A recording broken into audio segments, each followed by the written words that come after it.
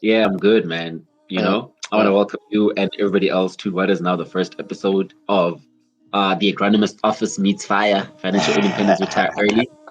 You know, Yeah, yeah. my name's Bird. As a lot may know, I'm with O Heavy Something Bad. I'm just gonna ask him to quickly introduce himself. Tell us about the Agronomist Office and what is an agronomist also. Yeah, but thanks a lot for the invite. As you've rightfully said, my name is Tabs or Tabiso.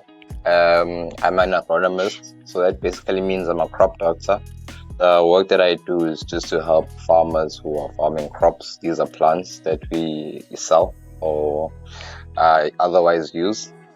I advise those guys to produce these crops in a way that saves them money, maximizes returns, and is sustainable for the farm. All right.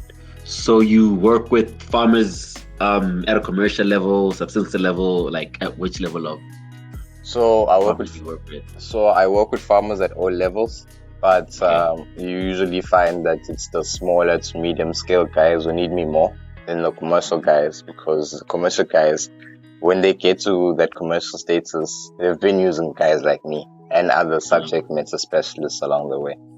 uh Yeah. So you feel like you're then coming in to fill in the gap where the subsistence farmer or the small scale farmer might not necessarily have the same level of Ye- information or access to information.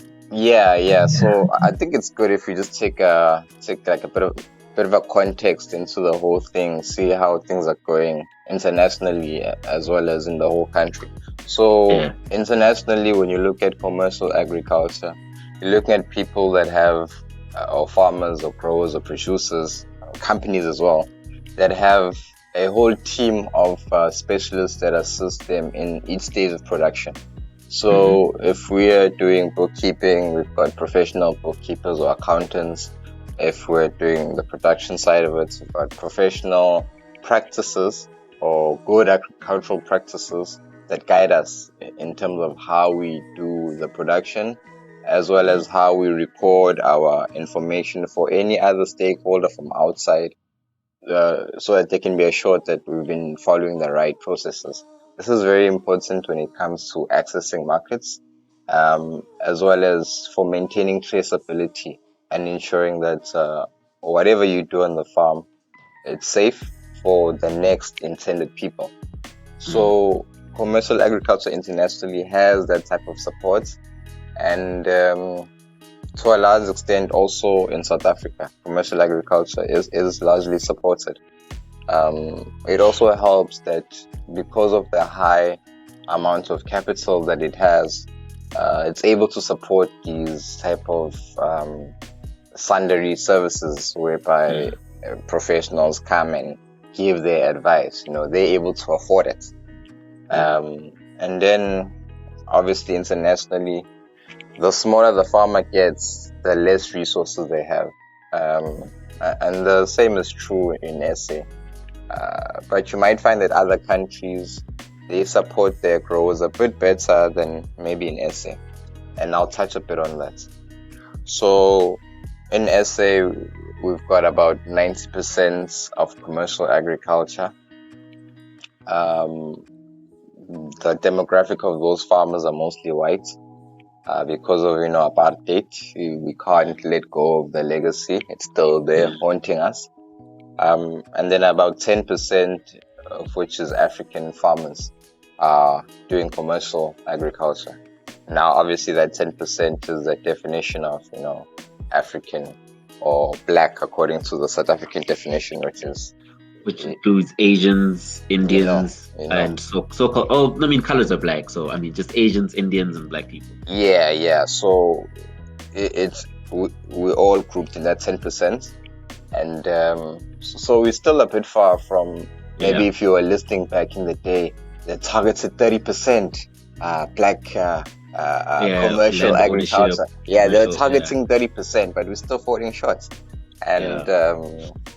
so from my experiences, man, look, but I've worked for the Department of Agriculture in Pretoria and plant production. I've also worked for an NGO where we're going to rural areas in Limpopo and Eastern Cape. and capacitating farmers on conservation agriculture, as well as savings techniques to get them to improve their capital strength, if I can call it that. And I've also been in the private industry, where I've been able to have farmers that I assist with agrochemicals and sustainability on the farm as well. So with this type of unique knowledge of the agricultural landscape in SA, I've been able to note, some of the areas where, let's say, our guys are being left behind, where the other guys are winning. And it really lies with education. When I say education, it's more knowledge. It really lies with knowledge and support. And I guess experience. Yes, experience to a large extent. But look, man, there are guys who know their stuff, our guys who know their stuff, but do not have support. I'll give you an example. I get to your farm, but you don't have soil chemistry knowledge, but you know that something needs to be done to your soil before you can get started with planting. You're not sure exactly what needs to be done, but you know something must be done. Because, for example, you've been growing, back in the day, the size of the produce was this, and now it's this, for example. So in that situation, an agronomist would come, test your soil and give you the results to say, this is what your soil has, this is what your soil needs. So just that one small aspect of production can save you thousands of rands, because or even create thousands in crop yield increase. Yes, maximizing the potential of the land. So if one does not have the knowledge that I need these type of things, more before you even get to how do I do it, so that's where we're falling short. The knowledge of what professional agriculture is. So that's the type of gap I'm trying to slot in, with a bit of education on the fact that we need training and education. So it's a bit of an uphill battle, but that's really the climate of agriculture. We've got a large population of small-scale growers. Maybe I didn't mention that, but I implied it. We've got a large base of small-scale growers with a smaller base of commercial growers. But the commercial growers, they produce about 80% of our country's food need, while this larger base of small-scale farmers only produces about 20%. So there's a lot of work that still needs to be done with our guys to get them at least producing half of our needs, because they can, So we look at things like in international countries, we might look at, not even too far, in Africa, you might look at things where government provides capacitated extension officers or agricultural advisors or whatever you call them from the department, where they have people who know their stuff and people who are continuously being trained. So the main difference between the private sector and the public sector in agriculture, at least, is to do with the, I would say, the work ethic. In the public sector, there isn't really a need for you to improve your education or your training as a provider or as a advisor. So I'll just speak on what I've done. Sure. So in my agrochemical background, I was forced to get something called basic crop protection certificates. Another word, acronym for it is F.I.R.E. It's given by CropLife SA, which is the association of all the crop or agrochemical companies in SA. They've got an association. So if you have that knowledge, it's for anyone who's either been in agriculture or not been in agriculture, as long as you're in the industry. It helps you to understand how to advise someone who wants to use chemicals. It's like a basic course, overview of my course, actually, that I studied. So you have that as a toolkit that I had to have. Then you have something called FIRTASA. FIRTASA is the Fertilizer Association of South Africa. They have an accreditation called F.I.R.E, Fertilizer Advisory Certification and Training Scheme. F.I.R.E. Okay. Yes. Yeah.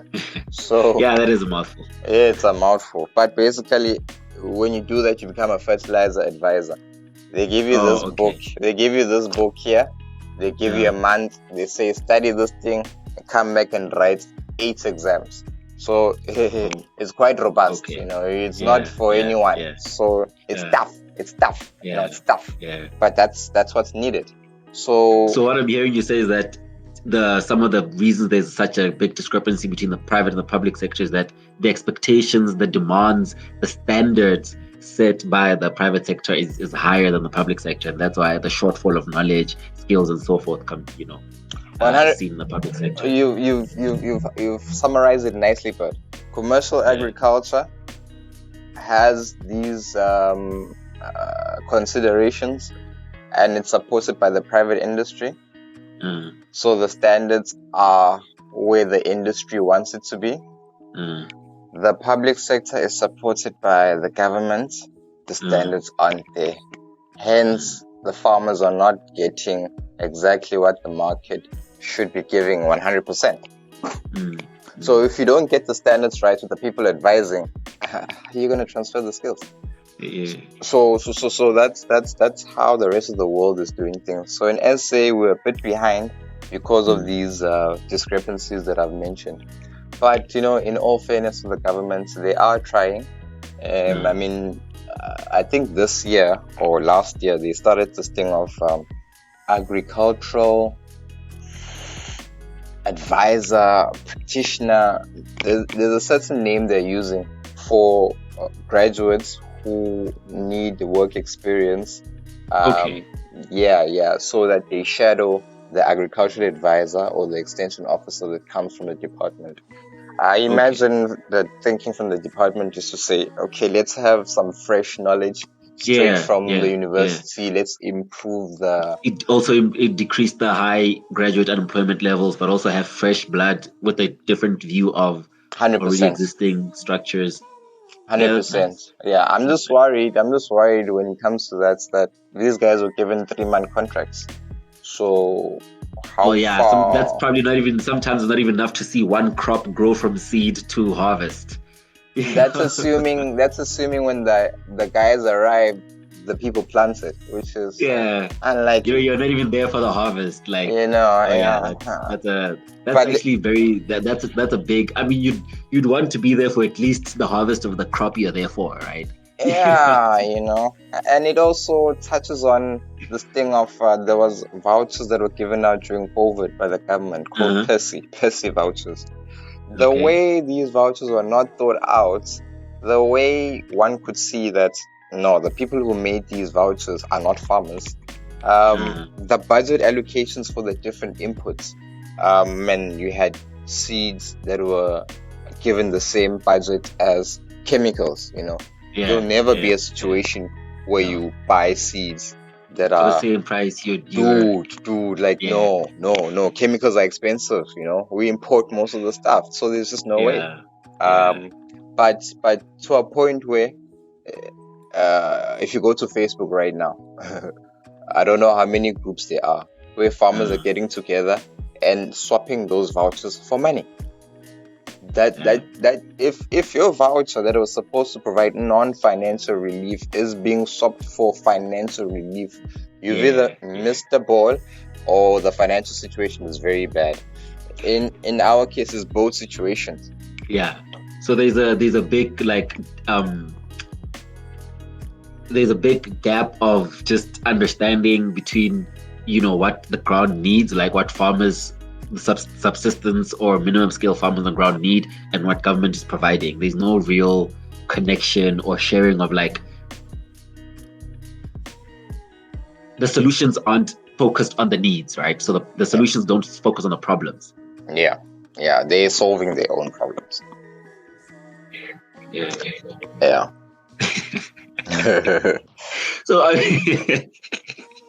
So does that like then one that begs the question? I mean, not necessarily, but one then wants to ask the question. Does that make South Africa like a food secure country, or also are we nutrition secure? Also, because I've heard that phrase being used around, and is that also why we have such discrepancies? Yeah, I mean, you basically you hit the nail on the head.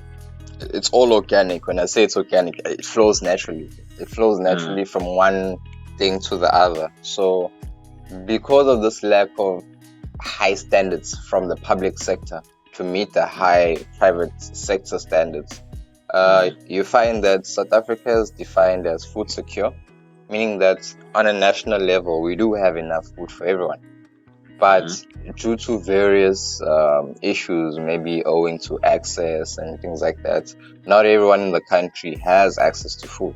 So we are food insecure on a local or even provincial. So we're producing enough food, but not everybody can afford the food that's being produced, or there's not like equitable distribution of the food that's being produced. Yeah, 100%. Yeah. So I mean, when you look at this thing of access, it can easily be financial access as well. You talk of, are we nutritionally secure? When you look at highly nutritious food stuff, they tend to be a bit more expensive than, for example, your takeaway or your processed baked beans, for example. So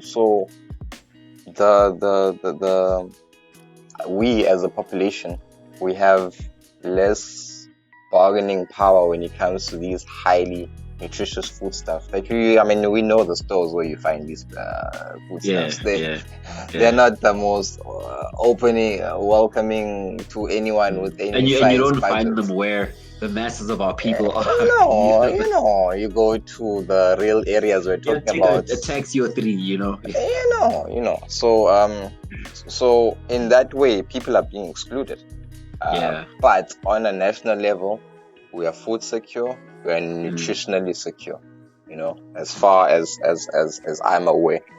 Then get into your book just a little bit and talk about, the kind of solutions that your book provides, touching into like the kind of access you're trying to create for the small and medium scale farmers. Sure. No, thanks for that. So with my book, because I've realized this gap, let's say on the ground, I've sought to create a book that anyone who's interested in farming can use as a toolkit to guide them in what is it that I really want to do? What are the main considerations about this thing that I want to do? And how do I go from having this idea, planning it out, and all the way to harvesting, post-harvest, compliance requirements, etc.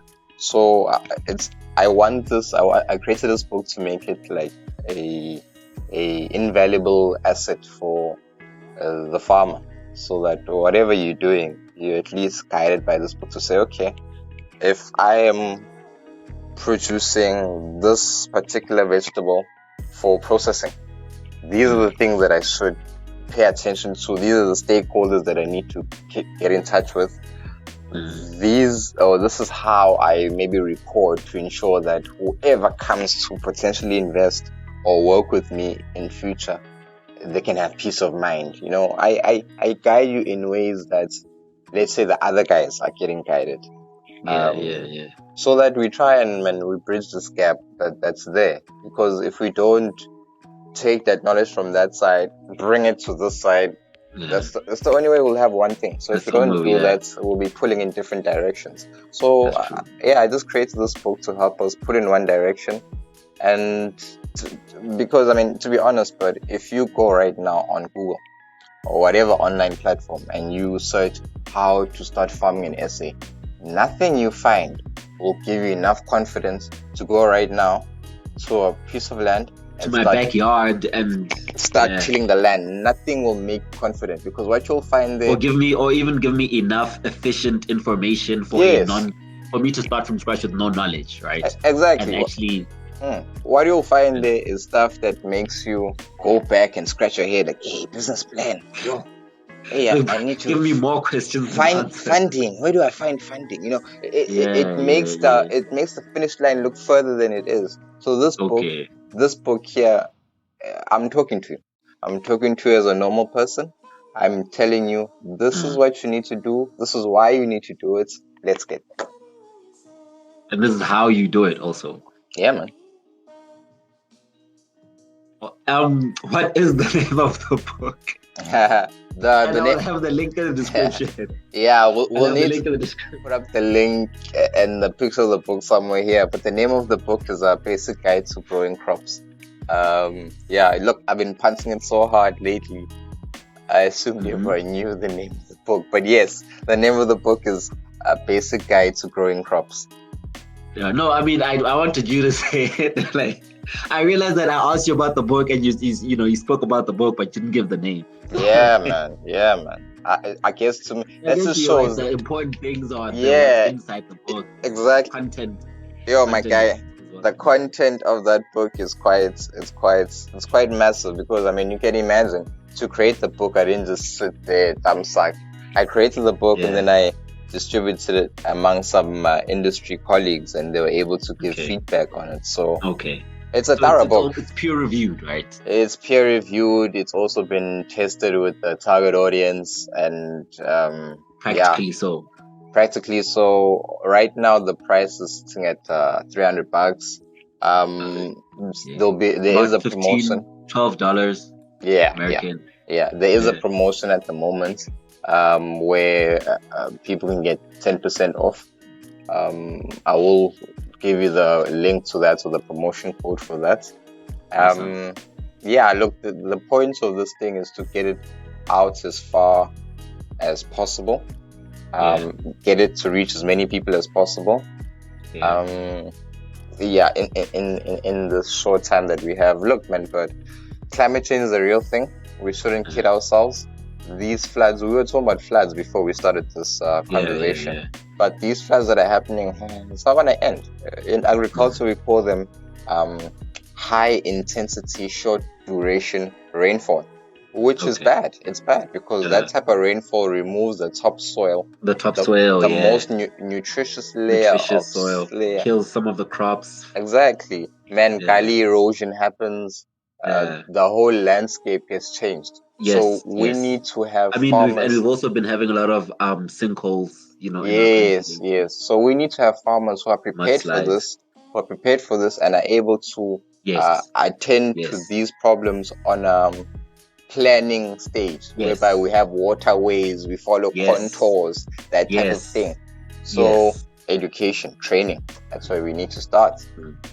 Yeah, man. Awesome, man. So this is like the first of many conversations we're going to have. We're probably going to have like 2 a month, So everybody watching, just share this content with anybody else who you feel might find it valuable, which is everyone, because everybody needs to be food insecure. Everybody needs to be nutrition insecure. Food secure, friends. Yeah, everybody needs to be food independent, So this is very, very important content, and we will definitely be touching a lot more on it.